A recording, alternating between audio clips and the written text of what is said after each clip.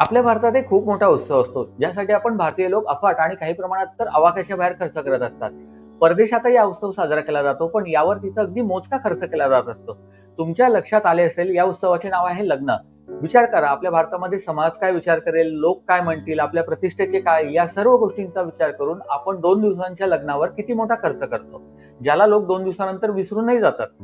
सर्वांनी मोठा खर्च करू नये असे मी अजिबात म्हणत नाही आहे, पण आपल्याकडची आर्थिक दरी अशी आहे की 20% लोकच खऱ्या अर्थाने मोठा खर्च सहजासहजी सहन करू शकतात. 80% लोकांना तर आपल्या ऐपतीच्या वर जाऊन हा खर्च करावा लागतो. मग लग्नाच्या कितीतरी वर्ष आधीपासून आणि लग्नानंतरचे बरेच वर्ष ते आर्थिक विवंचनेत जगत असतात. आता वेळ आली आहे की आपण नवीन जनरेशन आणि पालकांनी सुद्धा आपली मानसिकता बदलवली पाहिजे आणि लग्नासाठी ठरवून मर्यादित खर्च करून पैसा वाचवून तो भविष्याच्या आर्थिक नियोजनासाठी लावला पाहिजे. म्हणून आज आर्थिक साक्षर होणे खूप गरजेचे आहे. आपले याबद्दलचे काय मत आहे ते कमेंट करून आम्हाला अवश्य कळवा आणि असेच महत्त्वपूर्ण व्हिडिओ पाहत राहण्यासाठी आम्हाला फॉलो करा. धन्यवाद.